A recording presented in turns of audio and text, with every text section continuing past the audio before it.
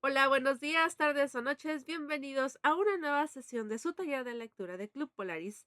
Estamos leyendo El universo en una caja de Andrew Potson. Pues continuamos con los agujeros negros. En principio, el concepto de agujero negro es muy simple. Se trata de una región del espacio tan densamente saturada de materia que la gravedad se desata en ella como con una fuerza abrumadora. Nada en el interior de un agujero negro puede escapar de él, y al regresar al universo, ni siquiera la luz. De ahí el calificativo de negro, perdón. Cuando era estudiante universitario, me apasionaba aprender cosas sobre los agujeros negros. El tema constituye el, ¿será común, no? Común, ¿sumún? No sé, Ujú. de cómo pueden combinarse la física y las matemáticas para desentrañar el universo. Desentrañar, sí.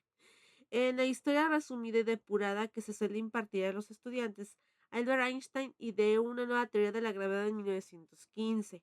Un año después, un físico llamado Carl Schwarzschild, Schwarzschild. sí, sí, se dio cuenta de que la teoría implicaba la existencia de agujeros negros, momento a partir del cual los astrónomos empezaron a buscarlos. En realidad, su detección tardó décadas en desarrollarse, en parte porque en parte para ello hacía falta simulaciones lo suficientemente sofisticadas.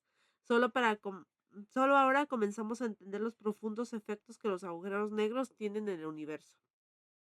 Aunque los agujeros negros puedan parecer de primeras un MacGuffin propio de una historia de ciencia ficción, existen de verdad. Probarlo no es sencillo. No se puede ver algo que, por definición, no deja escapar luz. Pero con un telescopio lo suficientemente potente es posible monitorizar el gas y las estrellas que rodean el hipotético agujero negro y detectar la acción de las inmensas fuerzas gravitatorias. Más fáciles de detectar todavía son las distorsiones que generan los agujeros negros en el espacio cuando colisionan, ya que se expanden de manera centrífuga, como si fueran las ondas de un estanque cuando lanzas una piedra. Esas ondas gravitatorias viajan a través del cosmos y han sido detectadas en su paso a través de la Tierra. Como resultado de todo ello, a lo largo de la última década se ha podido certificar la existencia de los agujeros negros más allá de cualquier duda razonable. Los premios Nobel de Física de 2017 y 2020 se otorgaron a un total de 6 investigadores que han sido pioneros en aportar nuevas pruebas en ese sentido. Dos de ellos, Andrea Ghez y Reinhard Hensel, encontraron un agujero negro espectacular, de una masa millones de veces mayor que el del Sol, acechado amenazador en el centro de nuestra propia galaxia. Los astrónomos lo han calificado como supermasivo. Sagitario, ¿cómo se llama? Sí. Estos agujeros negros de tamaño gigantesco se han ido convirtiendo en una parte central de mi propio trabajo, porque parece que en la mayoría de las galaxias contiene uno en su centro. De dónde proceden exactamente es una pregunta todavía sin respuesta, que las simulaciones tal vez puedan ayudarnos a resolver en algún momento. Mientras tanto, sabemos que pueden permanecer a la espera durante miles de millones de años antes de destruir súbitamente la galaxia que los había estado alimentando. El problema no consiste tanto en la fuerza de atracción directa que ejercen los agujeros negros, ya que el efecto gravitatorio solo es poderoso en sus cercanías, sino en su capacidad para emitir intensos haces de radiación que arrancan el gas del corazón de la galaxia que los alberga, desabasteciéndola del combustible necesario para formar nuevas generaciones de estrellas. Las existentes todavía tardarán miles de millones de millones en extinguirse, por lo que se trata de una muerte lenta. Ostras. Solo comprendemos parcialmente cómo interactúan las galaxias y los agujeros negros. Intentan recrear, Intentar recrear los agujeros negros de manera exacta es una ardua tarea informática, sobre todo si tenemos en cuenta que el radio de un agujero negro supermasivo es unos 50.000 millones de veces más pequeño que el de la galaxia que lo contiene. Dado el enorme contraste, la única manera de incluir uno de ellos en una simulación a escala cosmológica es añadir una serie de reglas de subcuadrícula, igual que con las estrellas.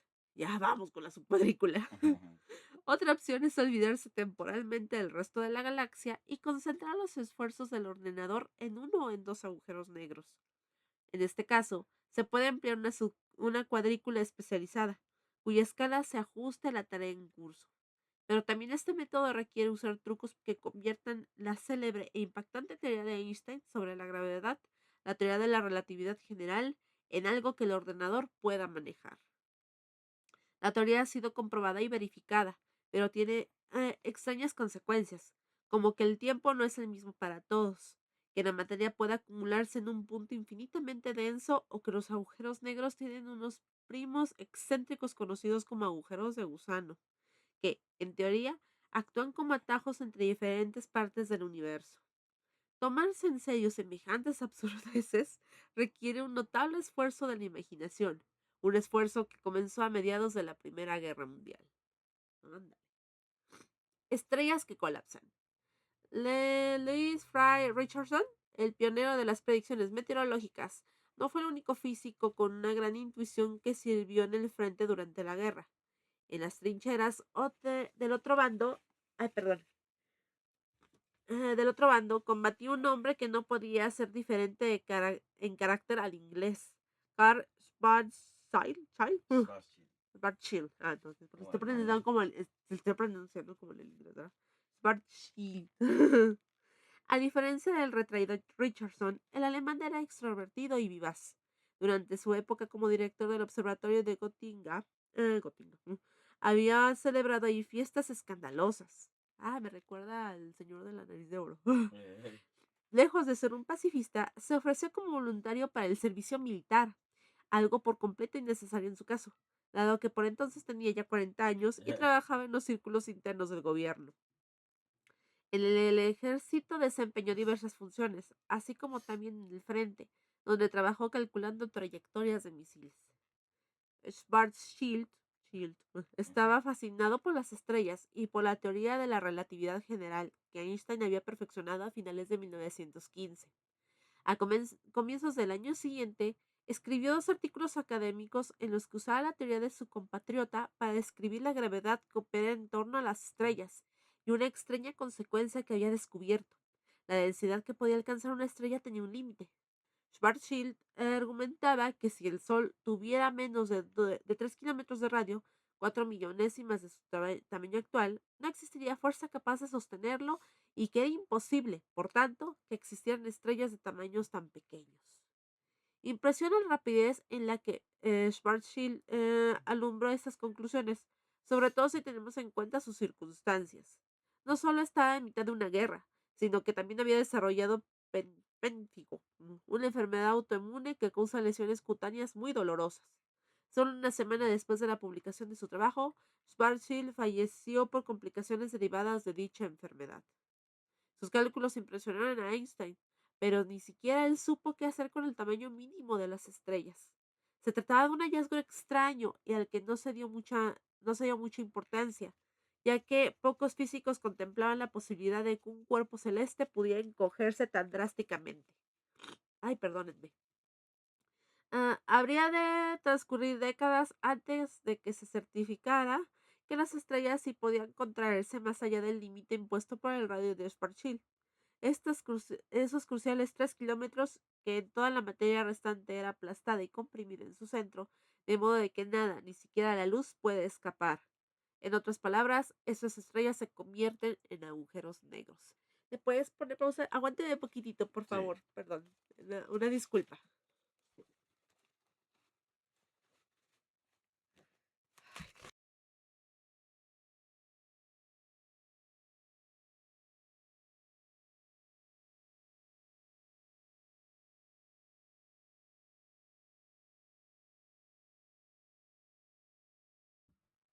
Ay, discúlpenme, discúlpenme.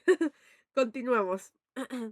Parece increíble que una conclusión tan importante pudiera ser pasado por alto durante tanto tiempo, pero todo se reduce a la enorme dificultad que entraña la comprensión de las ecuaciones.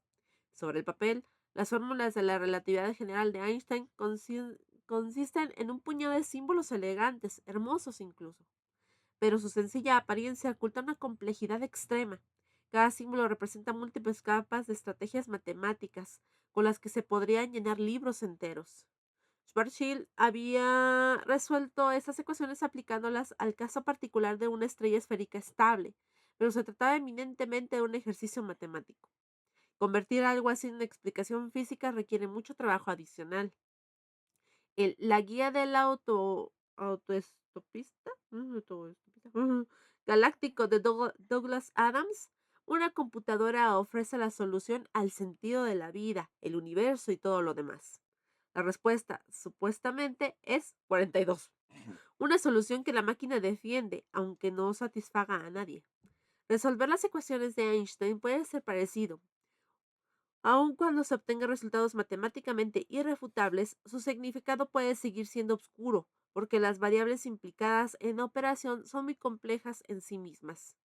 Y si la solución matemática es difícil, la interpretación del resultado es aún más complicada. Los primeros físicos en proponer seriamente que las estrellas colapsarían al exceder el radio crítico de Schwarzschild, formando agujeros negros en el espacio, fueron Robert Oppenheimer y su alumno Hartland Schneider en 1939. En ese momento, el famoso físico tenía unos 10 estudiantes a su cargo, todos trabajando en diferentes temas. Uno de los grandes talentos de Oppenheimer era detectar líneas de investigación inusuales e interesantes. Snyder, ¿verdad? Sí. Snyder le encomendó averiguar lo que pasaría si una estrella que se queda, qué pasaría con una estrella que se queda sin energía. Se trataba de una cuestión de apariencia abstrusa, pero Oppenheimer intuía que la respuesta podía tener profundas implicaciones en el campo de la física teórica. Las estrellas normales se encuentran en un delicado equilibrio entre la gravedad que atrae y la presión que repele, pero las presiones requeridas solo pueden ser generadas por altísimas temperaturas y, una vez se agota el combustible nuclear, ay Dios, perdón, puedes poner pausa, discúlpeme, como que enferma.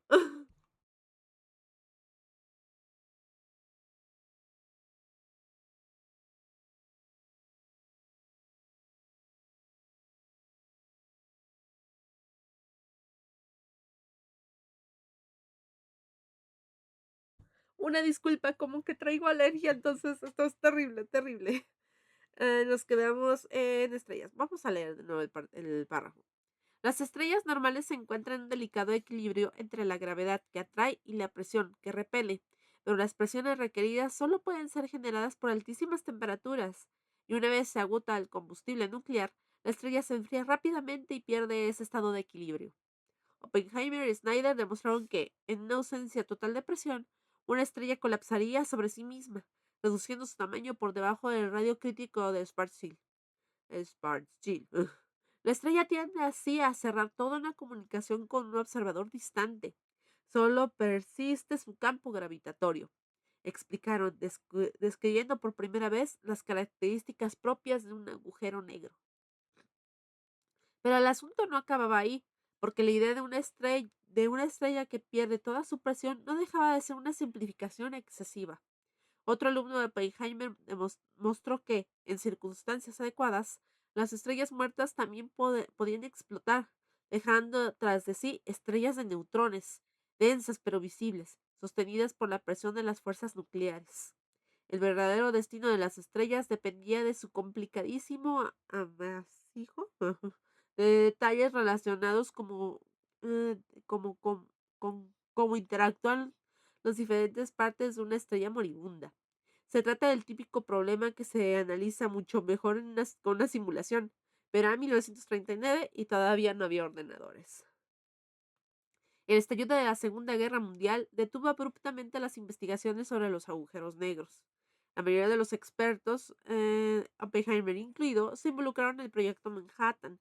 Si bien algunos de ellos rechazaban el desarrollo de armamento nuclear, Oppenheimer, a pesar de ser una figura clave, parecía albergar más dudas al respecto que muchos de sus colegas, razón por la que el FBI recelaba de él.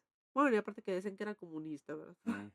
La aparición hacia el final de la guerra de la computadora ENIAC, capaz tanto de realizar cálculos como para bombas atómicas como predicciones meteorológicas, podría haber contribuido en desentrañar los misterios de las estrellas masivas. Pero los físicos se vieron arrastrados entonces por el comienzo de la Guerra Fría y por las prisas para desarrollar la bomba de hidrógeno. Así las cosas. Pasaron 2 décadas antes de que se emplearan las simulaciones para investigar la vida y la muerte de las estrellas masivas, y solo porque también ese tema se vio envuelto en crecientes tensiones políticas. En efecto, en un extraño giro del destino, la perspectiva de una posible guerra nuclear hizo que comprender la muerte de las estrellas fuera de repente más importante que nunca. Ah, estas guerras. Sí. Perdón. Continuamos. Simulaciones de agujeros negros. La conexión entre la guerra y la investigación espacial pasó a primer plano en 1955, cuando Estados Unidos, el Reino Unido y la Unión Soviética comenzaron a probar dispositivos termonucleares en la atmósfera terrestre, lo cual generó una gran preocupación sobre los efectos perniciosos que aquello podía tener en la salud humana. El Departamento de Estado de los Estados Unidos pidió a Starling Colgate, un experto en armas nucleares del Laboratorio Nacional de Livermore, ay, qué nombres tan raros, que actuara como Ujú. consultor durante las negociaciones en un tratado internacional para la prohibición parcial de pruebas nucleares. Colgate podría haber escogido una carrera profesional muy diferente. Su padre y sus tíos habían fundado la famosa Ah, compañía de pasta de dientes. Colgate. Que estaba creciendo rápidamente, pero el joven Starling le había entrado el gusanillo de la física mientras estudiaba en la diminuta escuela de los Alamos Ranch. Dio la casualidad de que esta fue comprada en 1942 por el ejército de Estados Unidos, que quería usar el terreno para montar un laboratorio secreto de armas nucleares.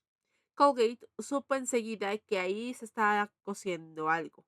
Vio a físicos famosos deambulando por el recinto, a los que reconoció por las fotografías de sus libros de texto, aunque se condujeran con secretismo y ocultaran su verdadera identidad usando seudónimos. Una década más tarde, él mismo sería uno de aquellos físicos y tendría un papel clave en el proyecto. Como asesor de la negociación del tratado, Colgate sabía que, para ser efectiva, cualquier provisión de pruebas termonucleares requeriría un sistema de monitorización fiable. Ay, perdón. El problema era que las explosiones de estrellas moribundas localizadas mucho más allá de nuestro sistema solar podían generar un destello de radiación muy similar al de una bomba detonada en una atmósfera superior. Aunque estos destellos cósmicos eran intrínsecamente mucho más brillantes que el de las bombas, al ser atenuados por la inmensa distancia que los separa de la Tierra, corría el riesgo de ser confundidos con el de armas y por lo tanto de crear falsas alarmas. Ay Dios. Cuando compartió esta preocupación con el resto de los negociadores, produjo una gran consternación entre la delegación soviética. Y quiero decir verdadera consternación, la idea los cogió completamente por sorpresa. Las consecuencias que podían comportar una escala Ujú. de malentendidos a ese respecto eran mortíferas, de modo que era crucial para poder distinguir entre la muerte de una estrella en el espacio profundo y una explosión nuclear ocurrida justo encima de la Tierra. Colgate reunió a un equipo con el fin de modificar el enfoque de las simulaciones de armas nucleares ya existentes, ya que la base física del modelo era prácticamente la misma. Ah, ya se trate de una explosión de una bomba nuclear o del colapso de una estrella, las simulaciones dividen el problema en una serie de esferas imaginarias anidadas concéntricamente y a continuación analizan cómo interactúan cada una con las demás. El método reducía un complejo problema tridimensional a una serie de esferas perfectas, por lo que corría el riesgo de omitir detalles esenciales, pero en ese momento, incluso contando con los potentes ordenadores de que disponía el ejército, se trataba de la única opción viable. Una vez se hubieron adaptado el nuevo problema, las simulaciones mostraron que cuando una estrella se queda sin combustible, su centro empieza a colapsarse. En sí, aquello no suponía ninguna sorpresa, pero lo que ocurriera después dependía en gran medida de la masa de las estrellas que estaban siendo simuladas. Si eran lo suficientemente pequeñas, como los núcleos de los átomos, cuando los núcleos de los átomos entraban en contacto entre sí, rebotaban, como si tratáramos de meter demasiadas canicas en una caja muy pequeña y se desbordaran.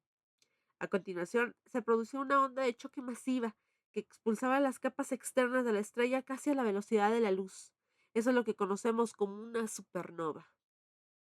Colgate había predicho que esas explosiones espaciales serían detectadas por los satélites militares y se demostró que llevaba razón, aunque por suerte la señal resultó ser notablemente diferente al de una bomba nuclear. Ay Dios, Los estratos estelares arrojados al espacio brillan con una intensidad extraordinaria al principio y luego se desvanecen con el tiempo. La llamada nebulosa de Cangrejo es un bello ejemplo de una supernova cercana que, 1000 años después de su explosión inicial, visible desde la Tierra en su día y registrada por astrónomos chinos y japoneses, continúa brillando a medida que se enfría y va expandiéndose en el espacio circundante. La estrella restante es una masa mucho menor, es diminuta pero estable, una estrella de neutrones 100 billones de veces más densa que el Sol. Se me hace muy curioso la supernova esta de Cangrejo. Yo lo recuerdo porque está en la constelación de Tauro, entonces la llamo Ujú. cariñosamente Maritierra. Ah, Perdón. Divagué. Continúo, perdón. En las simulaciones de estrellas masivas, sin embargo, el núcleo de estas sigue contrayéndose después, de modo que ni siquiera las fuerzas nucleares son suficientes para revertir el proceso. Cuando las densidades se vuelven tan altas, la relatividad general comienza a desviarse cada vez más a la antigua teoría de la gravedad, de la de Newton. Teniendo esto en cuenta, dos de los miembros del equipo de Colgate, Richard White y Michael May, incorporaron las ecuaciones de Einstein en el código, pero los cambios tampoco pudieron detener el colapso. Así se hizo manifiesto que, una vez su núcleo comenzara a contraerse, las estrellas lo bastante masivas resultarían aplastadas en menos de un segundo. Los agujeros negros eran, por tanto, una consecuencia natural e inevitable de la teoría de Einstein. ¡Ay, qué padre! Adaptar los programas para simular el colapso de estrellas en lugar de armas nucleares fue relativamente sencillo y no encontró trabas. Aún así, hasta 2005 no se completó el siguiente paso: recrear la colisión de dos agujeros negros para estudiar la producción de ondas gravitatorias. La relatividad es un tema enorme. Su aprendizaje lleva años y su dominio décadas. Cuando simulamos más de un agujero negro, algunas de las características más extrañas de estos fenómenos cobran una importancia muchísimo mayor.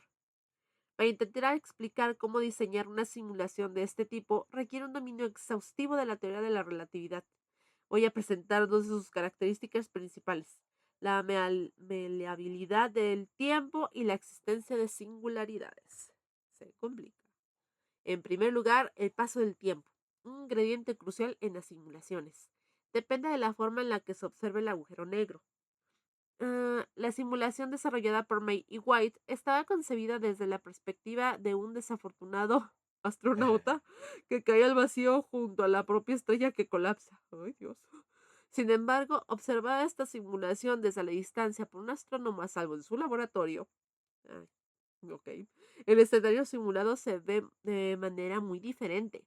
A medida que la estrella moribunda alcanza el radio de Schwarzschild, el flujo del tiempo se interrumpe y el colapso parece ralentizarse hasta congelarse. Entonces la estrella va desapareciendo gradualmente de la vista. No hay ninguna señal exterior del colapso infinito que acontece en el anterior, solo una esfera inmóvil y oscura. Esto podría parecer una especie de ilusión óptica, pero según la teoría de la relatividad, el tiempo no transcurre igual para el astronauta que cae en el agujero negro que para el astrónomo que lo observa de todo desde fuera. Se trata de un efecto que los físicos han demostrado en una escala mucho más pequeña, comparando relojes ultra precisos situados en la superficie de la Tierra con relojes idénticos que habían pasado semanas volando en una aeronave a gran velocidad y a gran altura sobre nuestro planeta. Estos experimentos han confirmado que el tiempo pasa de diferente forma dependiendo de nuestra posición y de la velocidad a la que nos movamos. Por esa razón, los resultados de cualquier simulación deben ser interpretados cuidadosamente para distinguir entre diferentes temporalidades. Si este aspecto ya resulta confuso por sí, hay que añadirle otra consecuencia de la relatividad todavía más problemática. Consideremos la materia que hay en juego en la simulación de May y White. Nada puede impedir su colapso hacia el interior del astro, de modo que se va acumulando en el centro absoluto. A medida que la estrella se hace cada vez más pequeña, la densidad y la presión de la materia acumulada en ella se dispara hasta el punto que ya no puede ser calculada con sentido. Eso es lo que se conoce con el nombre de singularidad. ¡Ay, qué padre! Ujú. Las singularidades son siempre un problemón. Si tratas de concentrar toda la masa de una estrella en un único punto del espacio, las ecuaciones pertinentes dicen que la densidad de ese punto ha de ser infinita. y los ordenadores tienen muchas dificultades para lidiar con la noción del infinito, porque no se ajusta a las reglas aritméticas normales. En una singularidad, una presión infinita pugna infinitamente para expulsar la materia, pero no lo consigue porque la gravedad ejerce también una resistencia infinita. Dos fuerzas infinitas opuestas, sin embargo, tienen que anularse la una a la otra. No tiene. No tienen, perdón. Los matemáticos saben que infinito menos infinito, por desgracia, no es igual a cero. El resultado es incierto. Es como cuando metes la raíz cuadrada de un número negativo y la calculadora dice, ¿qué?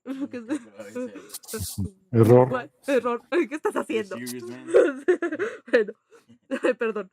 Esta naturaleza impalpable de las singularidades se puede ilustrar muy bien con una anécdota referida por el filósofo chino Han Fei en el siglo III antes de nuestra era, ¿será? Antes de nuestro, bueno, en lo que describía a un vendedor de armas que pues sí, sí. Ay, que describía a un vendedor de armas que aseguraba vender escudos impenetrables y flechas tan afiladas que podía atravesar cualquier objeto. ¿Y qué pasa si usamos tus flechas para atravesar tus escudos? Intervino uno de los presentes, dejando al vendedor desconcertado. Una singularidad es algo parecido a una flecha imparable chocando contra un escudo impenetrable, perdón. Y los matemáticos son tan incapaces de explicar qué sucede después de esto como el vendedor del cuento. Tan pronto como aparece una singularidad en la simulación, las leyes aritméticas dejan de tener valor. May y White lidiaban con ese obstáculo deteniendo la simulación cada vez que aparecía una singularidad. En su caso, no pasaba nada porque sus conclusiones se concentraban en lo que sucedía durante los microsegundos previos a ese instante decisivo. Ay, perdónenme, le voy a mutear poquitito, aguánteme poquito.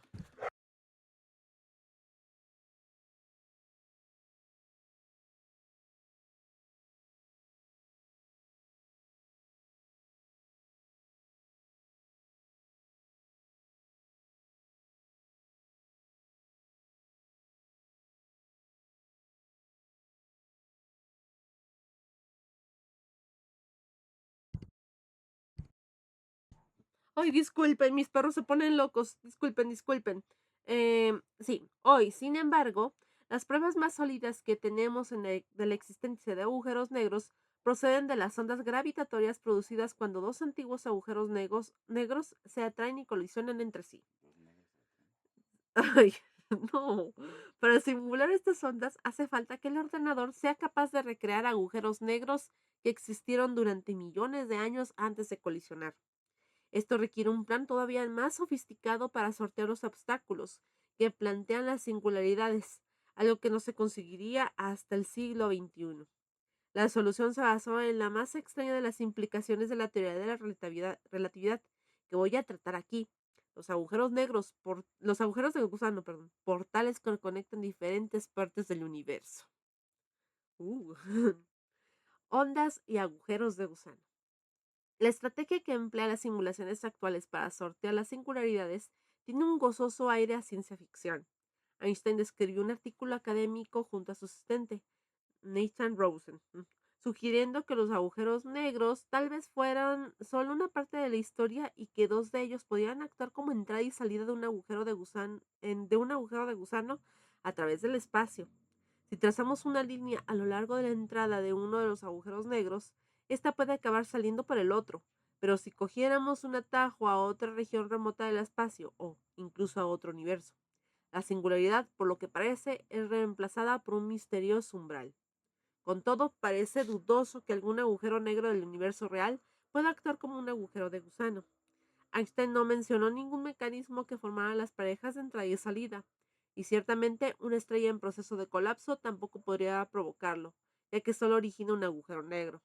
Pero Einstein y Rosen demostraron matemáticamente que reemplazar un agujero negro cualquiera por la entrada de un agujero de gusano no implica diferencia alguna por lo que respecta a aquello que se puede medir desde el exterior, donde solo se observa una esfera oscura. Este fenómeno recibe el nombre de horizonte de sucesos, porque ningún suceso que tenga lugar en su interior tiene efecto en el exterior. Ni siquiera la luz puede escapar. No hay forma de que se transmita acontecimiento alguno al universo. Lo que sea que pase dentro del horizonte de sucesos, la entrada al agujero de gusano o singularidad, permanece dentro del horizonte de sucesos. Es un misterio. Ay Dios, estas alergias. En los años 50, John Wheeler, físico nuclear de formación, fue el primero en sugerir que los agujeros de gusano tenían que incorporarse a las simulaciones de colisiones de agujeros negros. Su interés al respecto partía inicialmente de su curiosidad por las estrellas, los reactores de fusión de la naturaleza. Pero cuando supo de las investigaciones que los alumnos de Oppenheimer estaban llevando a cabo sobre el colapso de estrellas, se obsesionó con intentar comprender los agujeros negros. Wheeler se dio cuenta de que incluso en el caso de un suceso extremo como la colisión de dos agujeros negros, los horizontes nunca revelarían lo que había dentro, por lo que comprendió que había que reprogramar las simulaciones para que los trataran como agujeros de gusano y no como singularidades. De este modo, se eliminaban los problemáticos infinitos. El exterior de un agujero negro de verdad, además, seguiría viéndose igual aún en su interior si su interior comportaba de manera diferente. En la actualidad hablamos de perforar la simulación, pero la singularidad se ha eliminado. Wheeler sugirió a su alumno Richard Litwitz que simulara la colisión de dos de estos agujeros negros perforados. El propósito principal de Wheeler, ¿verdad? Sí, era Mm. comprender por sí mismas las implicaciones teóricas de la relatividad, independientemente de si podía llegar a probarse jamás. Llantero. Sí, pero hoy tenemos una motivación más experimental. Cuando dos agujeros negros colisionan, generan ondas gravitatorias que se pueden detectar cuando atraviesan la Tierra. Antes mencioné que las leyes de la dinámica de fluidos se pueden usar para describir las ondas del agua, que implican una oscilación de la superficie y la expansión centrífuga de las perturbaciones. De manera similar, las leyes de la relatividad general adscriben el propio espacio una flexibilidad que hace se comporten de manera parecida a la superficie del agua. Las ondas gravitatorias son el resultado de este comportamiento. El espacio puede verse distorsionado momentáneamente por objetos densos que se mueven a gran velocidad antes de recuperar de nuevo su forma. Las simulaciones pueden recrear las ondas predichas por la teoría de Einstein, cuando dos agujeros negros colisionan, siempre que resuelvan ante las dificultades asociadas a las singularidades. Dios. Litwitch. Necesitaba a alguien que pudiera traducir el código a código el truco del agujero de gusano para introducirlo a la simulación. Fue entonces cuando dio con Susan Hahn. Esta había llegado a Nueva York junto a su marido en 1951, huyendo de su Budapest natal tras la invasión y la ocupación de las tropas soviéticas. Uh, Al principio había encontrado trabajo en un banco, pero siempre había soñado con ser matemática y se matriculó para realizar un doctorado en la Universidad de Nueva York, donde asistió primero a las clases nocturnas y más adelante a tiempo completo. La tesina de Hahn, terminada en 1957, abordaba los complejos retos técnicos que implican convertir toda suerte de ecuaciones en simulaciones basadas en cuadrículas de la mayor precisión posible. Dado que conocía todos los posibles obstáculos que esto conlleva, era la persona adecuada para convertir ideas abstractas relacionadas con la perforación del espacio-tiempo en cálculos concretos. Además de eso, Hannah había empezado a trabajar en IBM, por lo que tenía acceso a potentes máquinas, ya que a la empresa le gustaba demostrar la capacidad de sus aparatos aplicándolos a la resolución de complicados problemas físicos. ¡Qué padre! madre mía. No, pero, o sea, Potente. en la época, qué padre. O sea, imagínate tener una computadora y que haga eso. Bueno, me estoy adelantando. La idea de Wheeler de usar agujeros de gusano como medio para liberarse de las singularidades fue ampliada por Litwitch, quien, a su vez, encomendó a Hahn la tarea de traducir todo aquello en código para meterlo en un ordenador. Ella no la conocía. Fíjate. Hahn y escribieron que su trabajo era más que una cuestión de principios.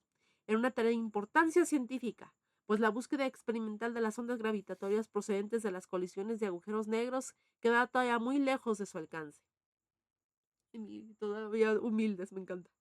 Por un lado, simular una colisión frontal, que es casi imposible que se produzca en el universo en general, ya que los agujeros negros orbitan unos en torno a otros y se va aproximando muy gradualmente hasta que terminan por colisionar en trayectoria oblicua. Por tanto, y a pesar de la elegante solución hallada para evitar las singularidades, Los resultados obtenidos dejaban de tener sentido a medida que los agujeros negros se acercaban el uno al otro. Este hecho reflejaba el caos del sistema. Al igual que las predicciones meteorológicas no pueden realizarse con más de 1 o 2 semanas de antelación, las imprecisiones, inicialmente pequeñas en la descripción del espacio, iban aumentando hasta convertirse en errores de gran escala antes de que se produjera la colisión. Por esta razón, sus simulaciones no lograron resolver ninguna cuestión práctica sobre las ondas gravitatorias, pero sí establecieron las perforaciones como método para reemplazar las singularidades.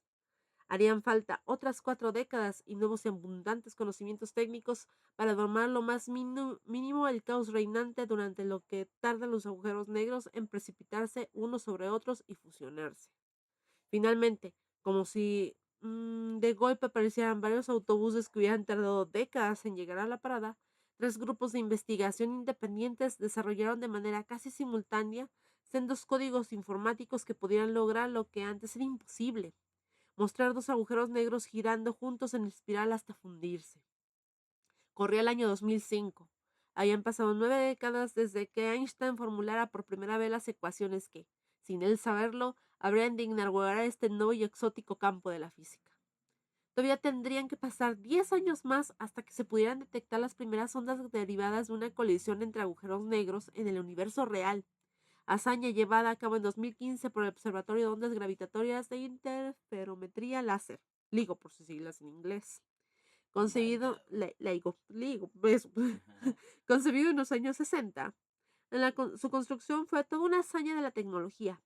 Durante el proceso, los simuladores perfeccionaron sus técnicas y reunieron un vasto repositorio de tipo de ondas que podían ser detectadas. Recurrieron a esta base de datos. El consorcio de LIGO, formado por cientos de científicos, podía anunciar sin temor a equivocarse que 2 agujeros negros individuales, de 36 y 29 veces respectivamente la masa de nuestro Sol, se habían fusionado en el universo remoto, a cientos de miles de años luz de distancia de la Tierra. El agujero negro resultante contenía 62 veces la masa del Sol. ¡Óndale! El lector habrá notado que si sumamos las masas nos salen las cuentas, pero no se trata de un error. Lo que falta es que lo que ha sido transformado en energía y transportado en forma de ondas gravitatorias. La fórmula más célebre de Einstein: energía es igual a masa por, ¿qué es? La velocidad de la luz al cuadrado, ¿verdad? Aquí lo Ajá. explica. La energía es igual a masa por la velocidad de la luz al cuadrado. Establece que la conversión es posible y que en ninguna parte se observa esto mejor que en las proximidades de un agujero negro. La energía total que se produce en forma de ondas gravitatorias durante los últimos segundos de rotación y colisión es igual a la generada por todos los miles de millones de estrellas en la Vía Láctea a lo largo de 1000 años. Está ahí, es un- ¡Ay, Dios! Eso yo lo vi en un video Sí. de que si chocan se terminan fusionando, pero pierden energía o sea, liberan mucha energía y acaban perdiendo más, Masa. Oh, ¿cuánto nos queda? como 15. Ay, porque ahorita escuché que empezó Sí, a... ya avisó que Sí, ya ya avisó. Bueno, 14 tenemos 14 minutos para debatir. debatir sobre este interesantísimo capítulo 4 de Agujeros Negros. La verdad, yo también lo había visto, pero lo vi en este video del video más triste del mundo, de las colisiones de agujeros negros y todo eso. Y lo de los agujeros de gusano, yo lo vi siendo muy niña en una serie de Discovery Kids que se llamaba El Colegio del Agujero Negro, que es una de mis series favoritas de la vida. Entonces, hablan mucho de estos agujeros de gusano y todo eso, pero desde la ciencia ficción. Y después Carl Sagan en su libro Contacto, una chulada de novela. Yo lo vi en los Power Rangers. Tú lo viste en Los los Power agujeros Rangers. negros. Usa eso también, lo de los agujeros de gusano, para transportarse. No es spoiler, es una novela increíble, la única novela que escribió Carl Sagan. Entonces usa mucho esto de los agujeros de gusano para transportarse de un lado a otro. ¿Qué opinión tienen de este? Está muy interesante este capítulo, pero quisiera saber su opinión. ¿Qué opinan de estas cosas de los agujeros negros? Pues lo primero que puedo opinar, perdón por tomar la palabra, Sí, sí, es adelante, que adelante. esa es la mejor forma de utilizar los simuladores, ¿no? Sí. Porque de qué otra forma puedes ver lo que pasa en esas colisiones de masas tan enormes Ujú. y que no emiten luz, ¿no? Eso, Ujú. o sea, el hecho de que a mí me impresionó mucho cuando escuché el concepto de agujero negro, que la luz no puede salir, o sea, dice, la misma luz se dobla sobre sí mismo, o sea, es algo que mi cabeza no concibe tan fácil, no lo Pues ha hecho. que se supone Ajá, que tiene una gravedad tan fuerte que no puede escapar nada, ajá, ni la luz. Pero la luz no tiene masa. ajá. ¿Qué dices tú? ¿Qué? ¿Qué ¿Qué? está pasando? Exactamente. Recuerdo que hace, pues, ya tiempo hicimos un experimento ahí en un taller que vimos en el Museo Descubre.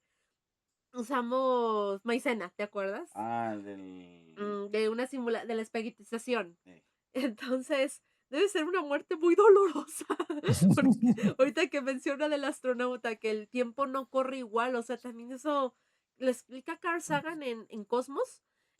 Eso está súper extraño porque creo que viene la paradoja de los gemelos, si no mal recuerdo, de que uno envejece más y el otro no, y que el tiempo pasa diferente para el observador como la persona que está, pues está ahí, en ¿verdad? movimiento. Entonces sí está como que es difícil entenderlo, yo la verdad Yo no me ajá, imagino ajá, cómo es llegar al horizonte de sucesos, ajá.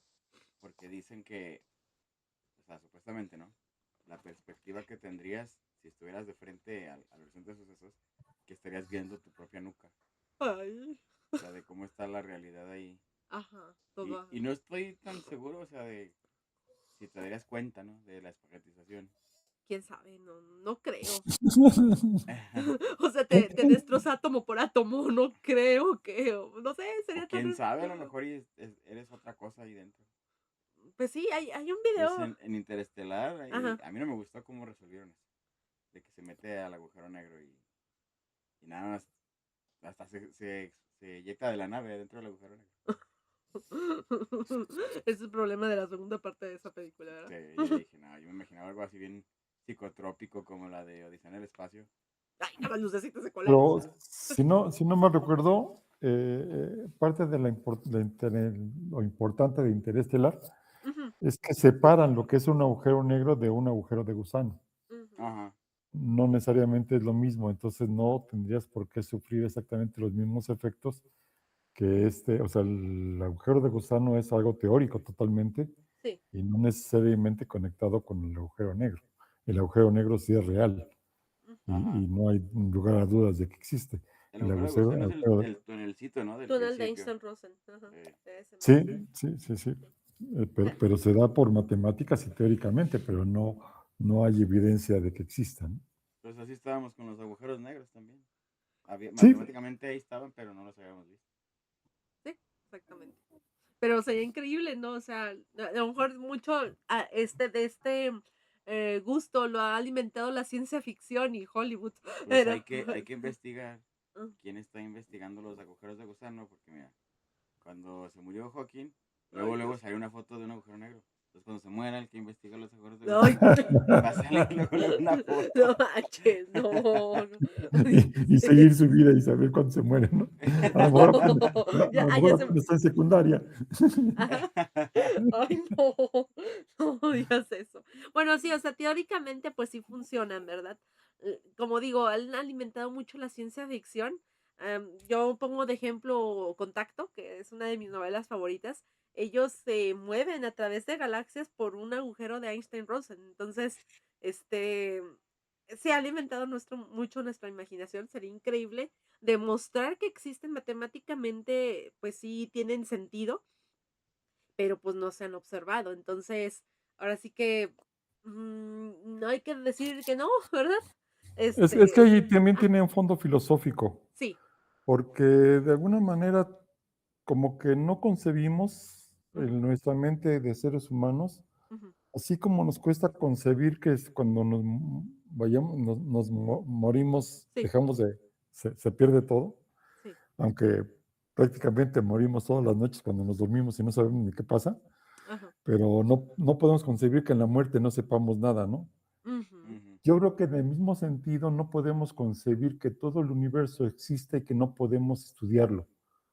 Y el agujero de gusano nos da la opción de, mira, aquí hay la posibilidad, así ujú, como en contacto, de ir al otro extremo del universo, ¿no? sí.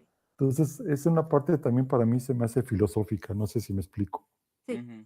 No, sí, es que, pues ahora sí por algo dicen que la filosofía es la madre de todas las ciencias, ¿verdad? Este, sí trae mucho esa, ahora sí que matemáticamente pues sí funciona en todo eso, pero también lo filosófico pues sí, sí pega mucho también, o sea, creo que somos, lo más padre de todo esto es que somos conscientes de nosotros mismos, ¿verdad? Y que no nos queda como muy claro no aprender todo, pero, o sea, sería increíble. Yo la verdad creo que sería algo genial que demostraran que existen. Imagínense las posibilidades, o sea, no, Sí. o sea, no, O si los pudiéramos crear, ¿cómo? o sea, hacer Sí, agujeros sí, negros sí. y Pues que mandáramos una sonda a Júpiter y llegara en 2 semanas. y te Ujú. ahorrarías todo ese dinero y el tiempo, por supuesto. Ajá, sí. Y O- los resultados serían rápido. También.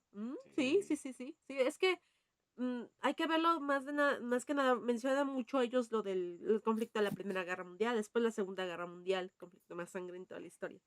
Y después la Guerra Fría, que todos estaban sobre el botón a ver quién atacaba primero.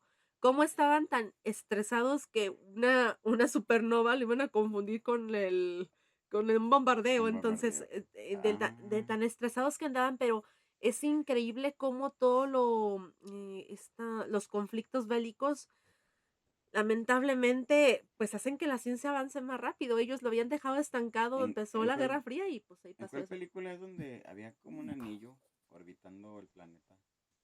Y que hacía eso. No era la de Lightyear. Que hacía Ah, eso de como un anillito que generaba eso. pues Sergio lo toca en su novela, en su libro, perdón. Sí, sí, sí. O sea, como De que, digo, imagínate hacer eso de pero en el sol. tener así como que en una base lunar y en la luna tener ahí como, digamos, una plataforma para hacer saltos así a otras partes del universo. En la year. Sí, en la year. En Sí, Lightyear. sí, sí, sí. Sí, pero, o sea, estaría increíble tener pues esa tecnología. Lamentablemente, pues, muchos de los avances científicos que hemos tenido, han sido gracias a conflictos Sí, bélicos. imagínate. Ay, ya se descompuso la Voyager 2. A ver, manda un técnico y de volada. ¡Bum! Ya No, anda hasta pero allá. tengo entendido ahorita que estábamos hablando de las Voyager que no querían que nadie interviniera con ellas, que las dejaran seguir su paso hacia las estrellas. Es muy bonito Bueno, ese. la Voyager 3 ¿Cuál Voyager 3? se llama la lanzan. Nomás son dos, No, ¿cuál tres? estamos, o sea, estamos hablando de en el futuro, cuando ya Voyager 3. Pues ya no se va a llamar Voyager, se va a llamar de otra cosa. No, sí, por nostalgia. Ash. Ahorita que mencionabas, Ilse, de Ajá, ese, qué tan cerca está uno de si están detectando o no si hay bombas nucleares en el espacio y ajá, que se puedan confundir con una explosión de estrella, ¿no? ajá.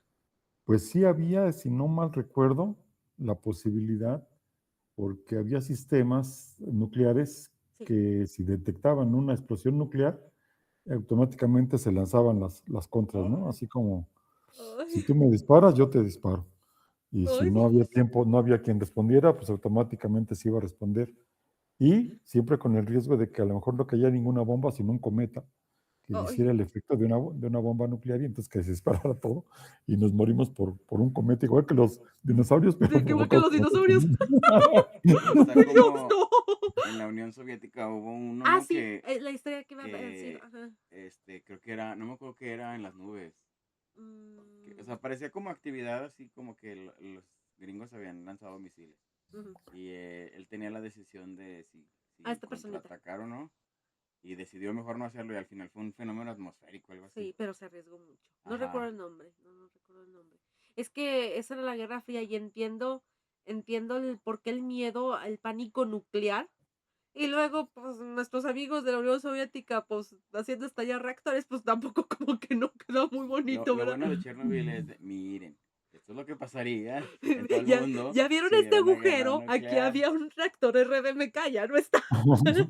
Yo había No, puesto un reactor aquí. Yo ya he ponido un reactor aquí. No, sí, yo entiendo, o sea, es difícil, más porque, ay, Dios mío, nos quedan ¿Qué hay? Gisela, no sé si quieras hablar o comentarnos algo, nos quedan 3 minutos.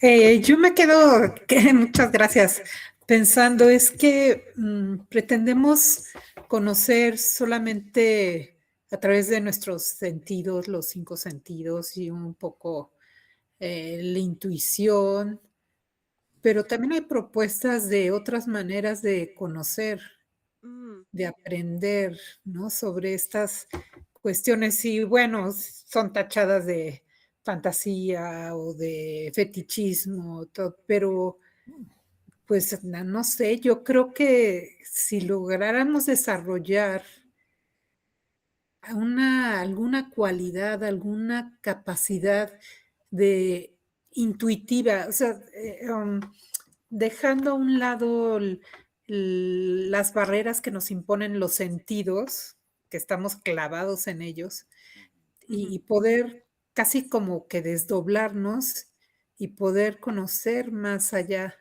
de la realidad tangible, digamos, de lo concreto, y irnos más a lo abstracto, y quizá poder viajar Ujú, así, pues, de alguna manera decirlo espiritualmente o ujú. energéticamente, para conocer más y romper las barreras, te digo, de los sentidos que nos atan al tiempo, al espacio. Sí, No es sé. que nos queda menos de un minuto. Sí, como dije hace ratito, la filosofía es la madre de todas las ciencias. A veces hay que separarnos un poquito de lo lógico, como dijo Sergio, más filosófico, porque todos estos descubrimientos pues sí nos hacen replantearnos por qué estamos aquí. Entonces, es increíble, o sea, es muy, muy bonito. Nos falta menos de un minuto. Ya despido, chicos, les agradezco mucho. No sé si tengan algo más que opinar. Ya no da tiempo. Ya no da tiempo. Sí, ya sé, ay, no, ya sé. Les agradezco Muy mucho. interesante. Sí, Muchas gracias. Súper no, interesante no, todo esto. gracias a ustedes. Les agradezco mucho su estadía aquí en el taller de lectura de Club Polaris. Nos vemos el siguiente jueves en punto de las 19 horas vía Meet. Muchísimas gracias de corazón. Seguimos con este libro. Nos vemos pronto. Bye. Gracias. Nos Bye. vemos. Ay, nos vemos. Adiós. Muchas gracias. Bye, Hasta bye. luego. Hasta Bye. luego.